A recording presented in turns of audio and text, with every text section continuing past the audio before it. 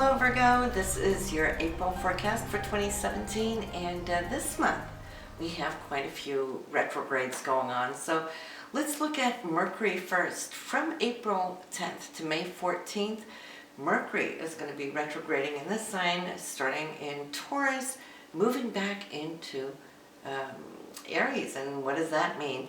Well, as it starts off, it's going to be in your 9th house. This has to do with you looking at long distance journeys or working with publishers. Could also just be as far as education, higher education, taking a course, anything of that nature. Or if you're working on a lawsuit, 9th house rules that, as it also does with immigration, visas, green cards, all of those kind of things. So, but it's going to move back into your 8th house and reside there for the most part of the time. And the 8th house is where you were working now in March. So that is continuing to look at your resources. We're not necessarily saying your income, because that's more 2nd house area. This is more your savings, your investments, your shared resources with your partner. Or it could be commissions, royalties, anything there where you can grow your money. This is where Mercury wants you to look back over to see if there's anything you can tweak and create a better foundation for the months and years to come. So great time to do that, especially if you're looking to the past, those things that are already set up. Because if it is new things like thinking about wanting to start new investments, I would say wait to after this. Retrograde is over, but it's a great time to do the research, to get that extra insight that you might need. But after May 14th, when Mercury goes direct, well, then you can jump into those new things that you have researched. Then we have Venus is retrograde as we start off the month, turned retrograde there in March, and will continue to retrograde until April 15th. And for right now, it is in your 8th house, and that is also the area of resources. Same thing we spoke about as far as Mercury.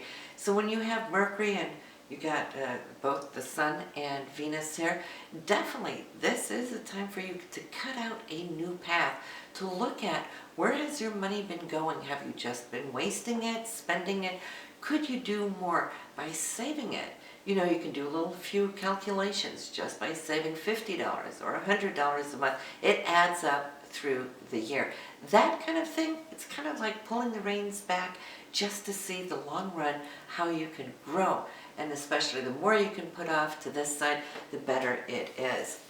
You have Uranus there that's been working for the long term over these last few years. So you must here, Virgo, been seeing how your monies have been going either up or down. There could have been unexpected monies coming to you, but there could have also been unexpected monies going out, right? So this is a time of the year, since the Sun, which is you, your focus is on this slot of your life right now to improve it. And you do have help from both Mercury and Venus.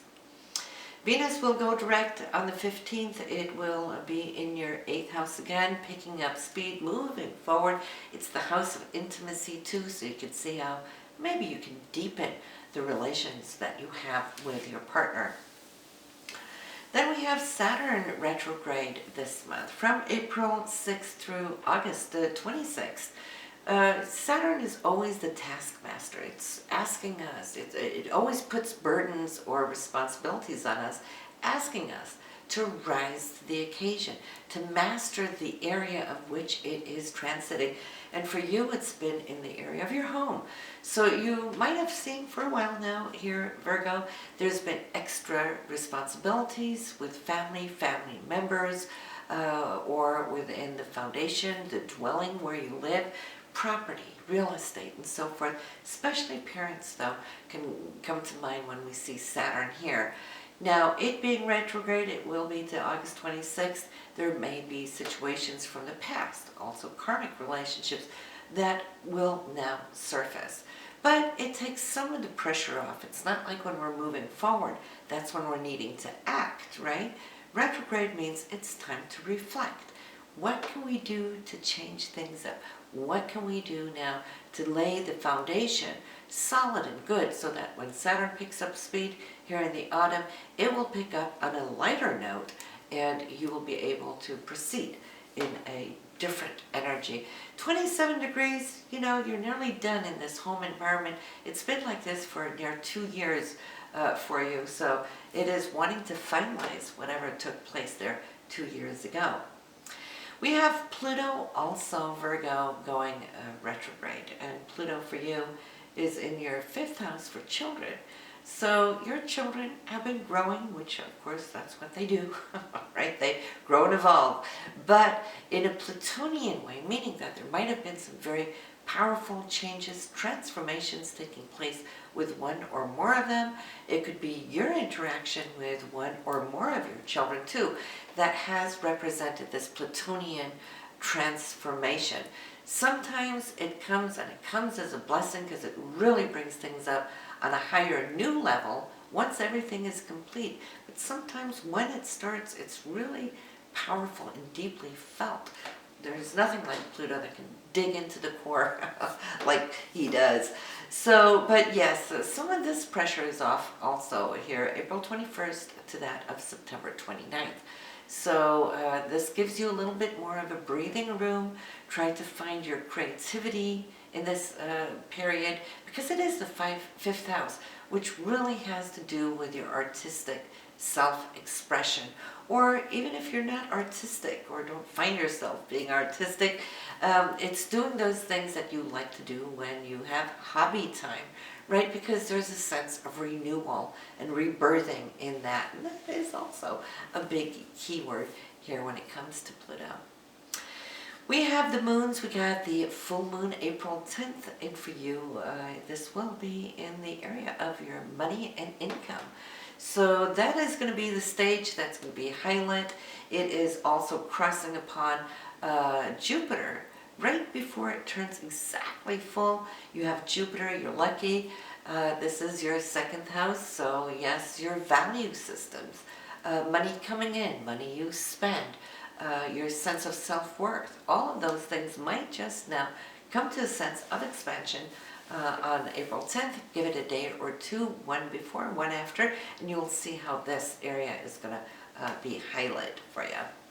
The new moon is on April 26th, and the new moons are always new beginnings, right? Now, we had that solar new moon eclipse there in March, which probably just opened up wide doors for you, you know, so you might want to say how that really worked in March. Well, you had it in February, but March you must have felt the consequence of those eclipses, right? And this is what you're taking with you now into the beginning of April, straight throughout the month, to see what those new beginnings could be all about. But this month's intentions on the 26th should all be about looking at how you can make your money, how to grow it, how to expand it, maybe second income streams, but balancing it is the key word because it's in the sign of Libra. So how can you balance your values? If we speak from top of the month, listen, Venus is moving into, or should I say back into Pisces on the 3rd. It has just touched into Aries there while it was going direct, but the retrograde will occur through the sign of Pisces. We just mentioned that. That has to do with shared resources. On the 6th, we have Mars and Pluto coming together, and Mars is your dynamic onboard engine, right? That's your goals. It is where you're heading. It's what you're wanting to attain. And having Pluto coming in, do the dance in such a grand, beautiful trine, well, then more power to you and more can you come to seem to accomplish. I always say when they join forces in a positive sense, they can move mountains, right? So keep your visual on that horizon and know that you can make it happen. 6th is really beautiful. Now you got Pluto in the 5th for children and creativity, the business that you own, Mars in that 9th house. So that has to do with your faith and moving ahead towards these goals and accomplishments. Then we have between the 7th and the 9th, Virgo, a little bit of a challenge and hiccup. I would say don't expect things to move too quickly on these days. Even if you are expecting something to come in, there might be a little bit of a downlet because Venus will be squaring off on Saturn. We got Also the sun opposing Jupiter, so there might be some either miscommunication or it may just not be your hopes fulfilled. However though, don't allow the frustration to get you on the 9th when the sun squares up with Pluto. It's like if you've been waiting a couple of days and nobody's been getting back to you, you might just vent some steam on the 9th. But you know that happens every once in a while. On the 14th though, you can allow yourself to be surprised, and this is when the sun meets up with Uranus, and that is the wild card, or where I can also call it the wow factor. When unexpected things come to us, it could be a phone call, it could be a text, it could be anything actually. But this conjunction for you will be in your 8th house. So I'm thinking it has more to do either with intimacy that can be on a surprising note for you, or there could be money news on the 14th. 15th, Venus goes direct, so she's heading back into the 8th house and back into Aries, slowly but surely.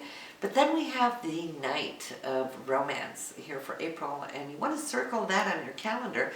That's on the 17th. When Venus and Mars are together like this, well, they love to join forces, right? And better yet, not only are they doing good, but the sun is also trine Saturn. So that means that Saturn wants to secure what feels good in your relationship. I'm not surprised whether if some of you might tie the knot, so you might get engaged, or you might have been single and then finding a new partner. And if you do, this is the signature of a long-term type relationship.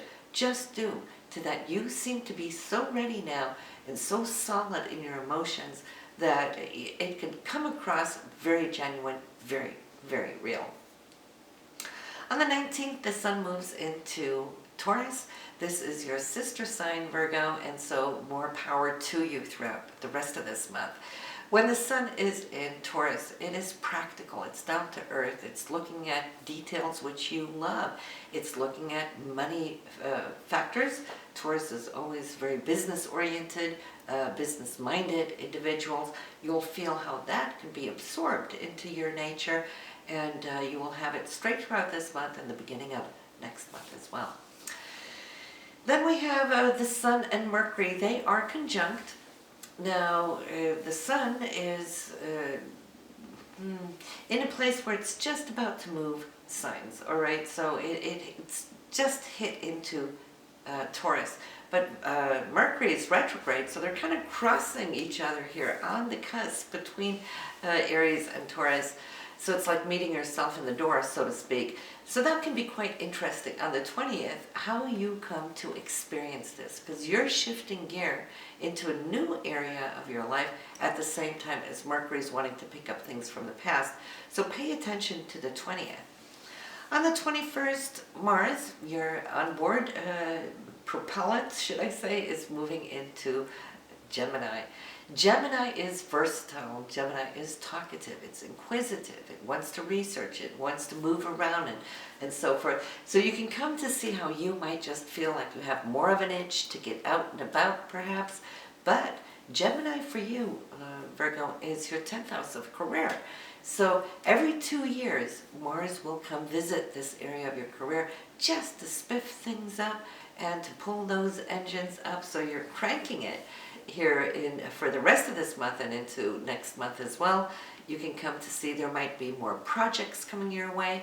You might initiate and bring forward something of importance to you, whether to a supervisor, to a boss, but I see you also perhaps maybe leading something, bringing forward maybe a proposal or anything of communication you're going to be excellent at here this month.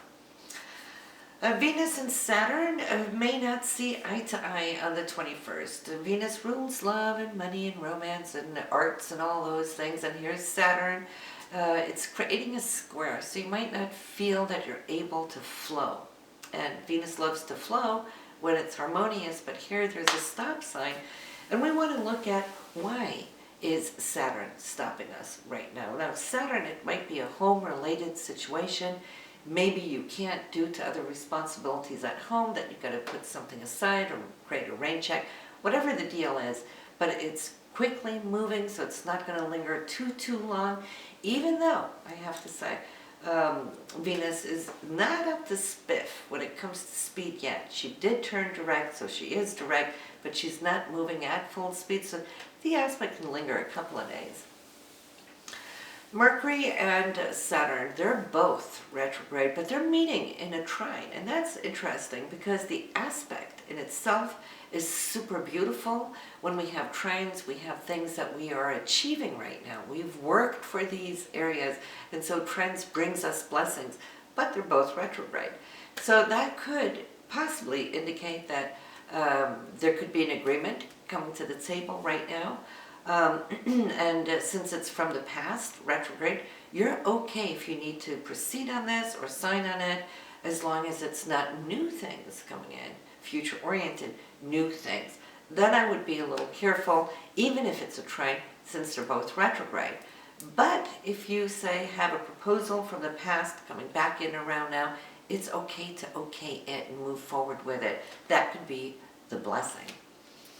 Then we have the last aspect of the month, and that is Mercury and Uranus. They are conjunct, and so here you can expect the unexpected in the areas of money, resources, or also it could be in an intimate setting as well. It's the 8th house, so you can see that for the most part this month, it's about your resources, it's about your savings, it's about income. That's where that the full moon is, right? And then there is family. So that is the main points, but if you listen to your moon or rising sign reading, you will get where these planets show up in other areas, so you can see what else also can become a pivotal point of interest for April. So listen, this is what I have for you, Virgo. I will see you next month in May. Have a great month now.